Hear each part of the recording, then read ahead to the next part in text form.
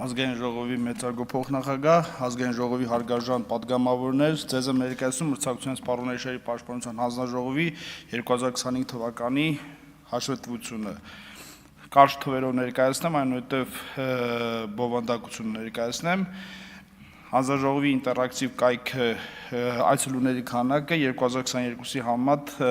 2.5 անգամ ավելացել է։ 2025 թվականի համար նշանակվել է 1,940 միլիոն 322 հազար չափով տուգանք, պետական բյուջեով վճարված տուգանքի չափը կազմել է 1 միլիարդ 84 միլիոն 309 հազար, հիշում ենք, որ տուգանքները մուծվում են ըստ ժամանակացույցի։ Պետական մարմիններին տրված նախազգուշացությունների թիվը 2025 թվականին եղել է 4, այսինքն պետական մարմինների դեմ ունեցել ենք 4 որոշում, համակենտրոնացում թիվը եղել է աննախադեպ 25 թվականի ընթացքում 70 համակենտրոնացման թույլտվություն է եղել մեկ արգելք, ինչը նշանակում որ տնտեսական ակտիվությունը Հայաստանի Հանրապետություն բավականին բարձր է։ Իրավախախտման վերաբերյալ հարուցված է եղել 258 վարույթ եւ եզրափակված 265 վարույթ։ Հանձնաժողովը վերլուծում է նաև գործում է թեժգիծ, որի միջոցով բիզնեսը եւ սպառողները կարողանում իրենց հարցադրումները, բողոքներ եւ պահանջներ ուղղել հանձնաժողովին եւ այստեղ եւս էական ակտիվություն ենք նկատում։ Ընդունված որոշումները, եթե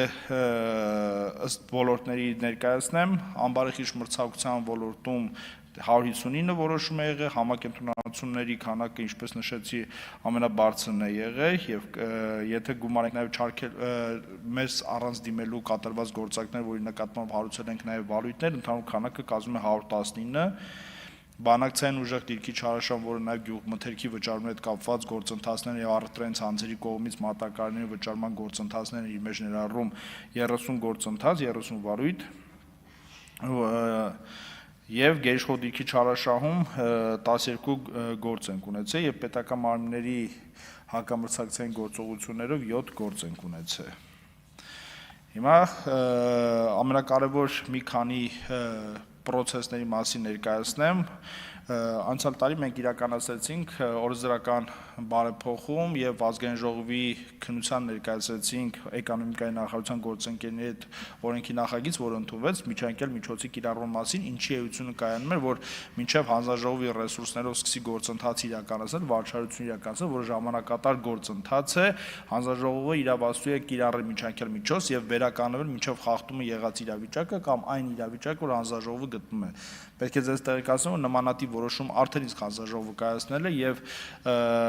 Հայաստանի Հանրապետություն գործող 3 օպերատորների եւ վճարաշվարքային կազմակերպությունների միջև արկա հակամրցակցային համաձայնության գործով հանձնաժողովը կայացրել է միջանկյալ միջոց եւ սահմանել է, որ վճարաշվարքային կազմակերպությունները պետք է շարունակեն եւ օպերատորները պետք է ընդունեն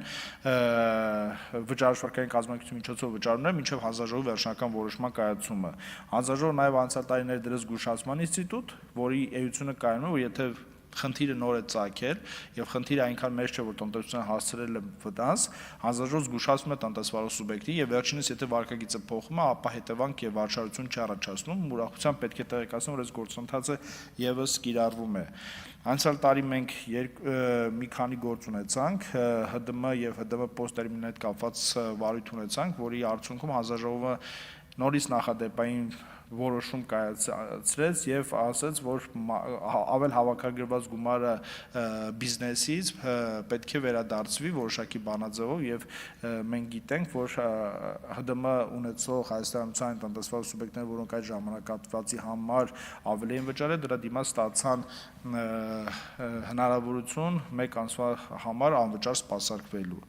Գազպրոմ Արմենիայի նկատմամբ ունեցանք որոշում, որտեղ կենցաղային գազի հաշվիչների հետ կապված գնման գործընթացում խտրական վերաբերմունք էր, մենք արձանագրեցինք, որ Գազպրոմ Արմենիան պետք է իր գնումները կազմակերպի թափանցիկ եւ հնարավորություն տա բոլոր տնտեսվարող սուբյեկտներին մասնակցել այդ գործընթացին։ Մենք պետական մարմինների կրթության, գիտության, սպորտի եւ մշակույթի նախարարության հետ ունեցել ենք հետաքրքիր գործընթաց, որի արդյունքում դասագրքերի տպագրման գործընթացը փոխվեց եւ մի հատ է գործընթաց, որտեղ հաշվապահական եւ գնումների ծառայությունների, գիտեք, որ Հայաստանության կառավարության քաղաքականություն դրանք արդեն պատվիրակման միջոցով այդ պատվիրակման գործընթացի վերաբերյալ ունեցանք որոշում Համակենտրոնացումների գնահատման ոլորտում հետաքրքիր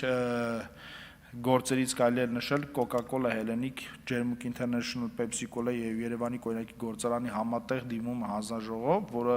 ենթադրում Հայաստանի Հանրապետության մրցակցության պատմության ընթացքում առաջին անգամ, որտեղ 3 խոշոր ընկերություն ստեղծում են մեկ ընկերություն, մեկ նպատակով, որպեսզի էկո գործունեություն իրականացնեն եւ վերամշակման գործընթաց, սա ասեմ որ ընդհանրապես աշխարհի մրցակցության ոլորտում նորարարություն է, երբ որ մրցակցային մարմինները թույլատրում են որոշակի ոլորտում կամ ճյուղում խոշոր բիզնեսների սիներգիա, հանրային ավելի մեծ արժեք ստեղծելու նպատակով, հենց սա դրա մասին էր, եւ մյուս խոշոր գործարքը Viva Armenia փակ բաժնետիրական ընկերության, GNC Alpha փակ բաժնետիրական ընկերության համակենտրոնացումներ, գործարքը դեռևս տեղի չի ունեցել, չնայած հանձնաժողովը թույլ է տվել եւ մեր ունեցած տեղեկատվությամբ գործարքը մոտորերս արդեն կփակվի եւ կստեղծվի նոր ըստ գործարքի պետք է լիներ դատա կենտրոն, նոր դատա կենտրոն եւ նոր ներդրումներ։ Մենք նաեւ իրականացրել ենք ոլորտային ուսումնասիրություններ, նշեմ կառուցապատողների եւ սպառողների միջև բազմաբնակարան շենքերում անշարժ գույքի իրացման սպասման գործընթացի ուսումնասիրությունը, որ շատ հետաքրքրական է, որում մենք արդեն ունենք պատրաստի մշակված օրենսդրական փաթեթներ կառուցան գործընկերներ հետ, որը հուսով եմ շուտով կներկայացվի ձեր դատին։ Էությունը կայանում է ինչում։ Մենք բոլորս նկատել ենք, որ օֆերտայի փուլում սպառողներին գովազդվում է շենք, բնակելի համալիր, ենթակառուցող, որտեղ մարդը այլևս միայն բնակարան չի գնում, այլ գնում է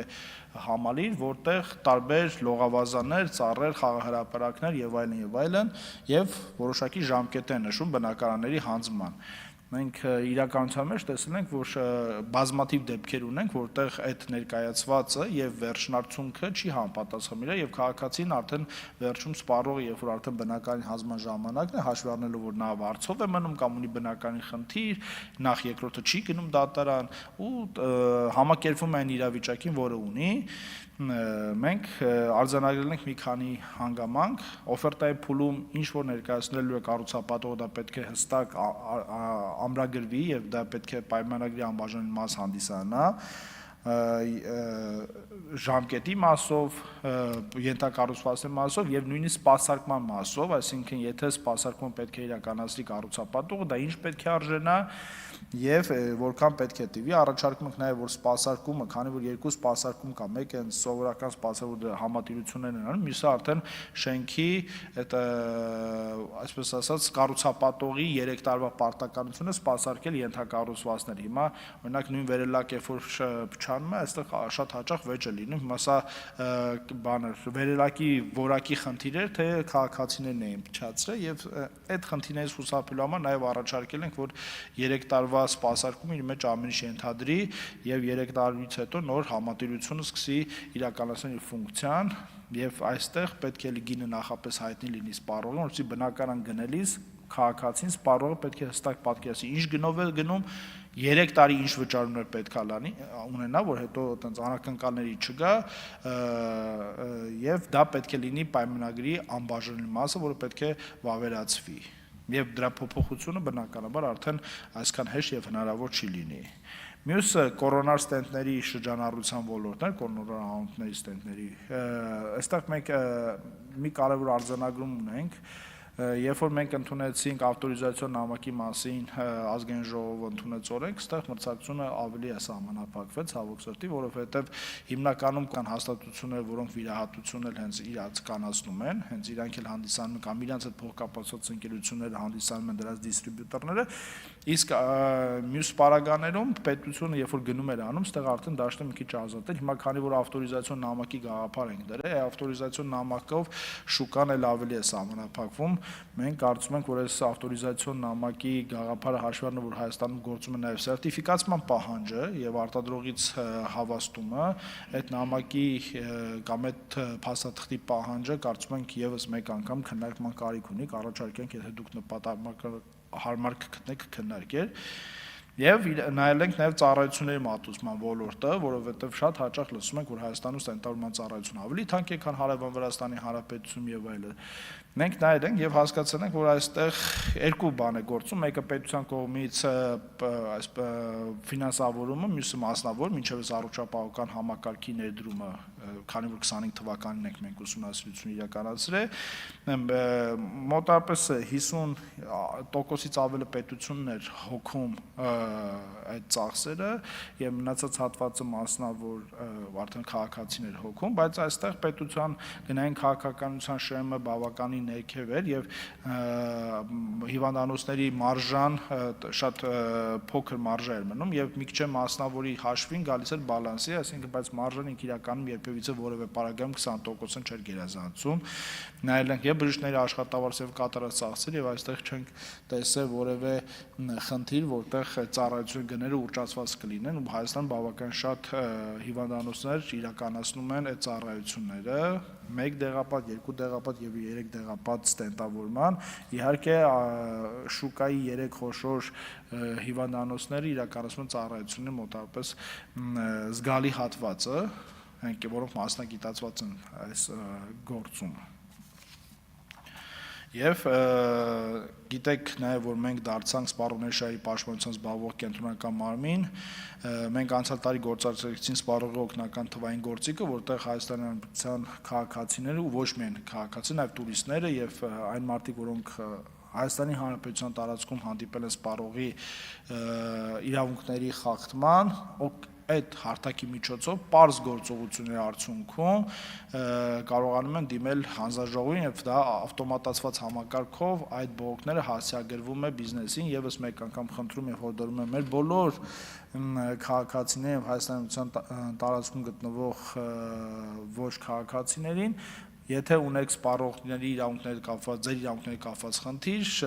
շատ պարզ գործողության արդյունքում կարողանում եք լրացնել այնտեղ ձևանմուշներ կա, ամեն ոլորտ հետ կապված, թե ձեր որ իրավունքն է խախտվել, եւ եթե դուք ունեք որևէ հարց, լեզուն չեք հասկանում, չեք կարողանում լրացնել, լավ ինչ-որ մի բան չեք պատկերացնում, ոչինչ, զանգարում եք մրցակցության եւ սպառողների շահերի պաշտպանության հանձնաժողով, մեր աշխատակիցները ձեր փոխարեն ամբողջ գործընթացը կազմակերպում են։ Եվ հիմա այդ աշխատում է այդ համակարգը եւ բողոքների այն բողոքները, որոնք իրականում լուծման ենթակա են, այսինքն վերաբերվում են մեր ոլորտի մոտ 60-60 քանիսի տոկոս ավել տոկոս էս բիզնեսը ինքը լուծում է, մնացածին արդեն մենք ենք ընթաց տալի։ Գործընթացը ցենց է, եթե բիզնեսը ինքը կամովի չի լուծում, մենք ուղարկում ենք այդ ոլորտի հասարակական կազմակերպություն կամ իրավաբանական ծառայություն մատուցող կազմակերպություն, որոնք ցանկություն են հայտնել օգնել սպառողներին, եթե իրանք էլ չեն կարող լուծել, հանձնաժողովը ձեռնամուխ է լինում խնդրի լուծմանը, ամբողջ գործընթացը առաջի փուլը տևում է 14 օր, երկրորդը եւս 14 օր, մենք միջինում ամիս ու կեսվա ընթացքում սպառողների խնդիրները լուծում ենք եւ մեծ քանակի հարց փակվել է, մեր նպատակը կայանում է, որ այդ ամբողջը ավտոմատացված համակարգով աշխատի։ Եվ մի հատ էլ շատ կարևոր հանգամանք ու փորձեմ ամփոփել վիճակախաղ ինտերնետ շահումխաղերի ոլորտում անցյալ տարի մենք մի կարևոր որոշում կայացրեցինք եւ ուղեցույց մշակեցինք ու տուգանք նշանակվեց 1 միլիարդի կարգի տնտեսվարումների նկատմամբ, որ գիտեք գովազդը արգելված է արտաքին, բայց SMS ծառայությունների միջոցով վիճակախաղեր կազմակերպող օնլայն վիճակախաղ կազմակերպող ընկերությունները SMS-ներ են ուղարկել քաղաքացիներին, դե եթե այդ SMS-ների քանակը վերցրել են եւ հաշվել են, պարզվել է, որ դա գրեթե բոլորին է ուղված, առանց հաշվի առնելու դուք քաղաքացին խաղում է, ակտիվ խաղացող է, пассив խաղացող է, թե ընդհանրապես գրանցված չի, եւ հիմա շատ հստակ կանոններ է դրված, թե ինչպես կարելի է ընդհանրապես ոչ թե արտաքին գովազդ, այլ նույնիսկ համակարգի մեջից գովազդ գա կամ SMS կամ L-post, դրանք բոլորը շատ պետք է նույն ճանապարհով հեշտ ապակտիվացման տեղ լինի, շատ հստակ Եթե մարդը մի տարի չի խաղում իր համակարգը ավտոմատ ապակտիվացվում է, ինքը չի կարող հետո անդադ իրանգավոր կարող է դու այսօր քո ծննդյան օրն է, կարող է փորձես միայն հաջողակ դառնալ։ Նմանատիպ բաները ամբողջությամբ սահմանափակել ենք, որը մարդկանց խաղադրույք կատարելու գրավությունը կչացնենք։ Եվ իհարկե այն մարդիկ, որոնք գիտակցաբար եւ իրենց ցանկությամբ ուզում են այդ խաղադրույքները կատարել, այստեղ արդեն իրենց խնդիրն է։ Եվ անցյալ տարի մենք երկու խոշոր միջոցառում ենք Հայաստանի Հանրապետությունում ընդունել, մեկը սպառողներով, մյուսն է մրցակցության հարցերով։ Շնորհակալ եմ, որ ավարտում եք։ Հա, ավարտում։ Շնորհակալ եմ, եթե հարցեր լինեն, սիրով կպատասխանեմ։ Հարցերի համար հերթագրում։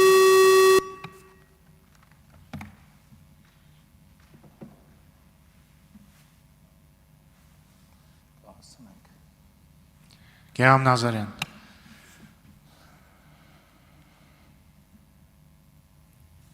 Ես ուզում եմ հարցնեմ կրկին տրանսպորտի մասին, այսինքն տաքսի ծառայություններում այդ մրցակցության մասին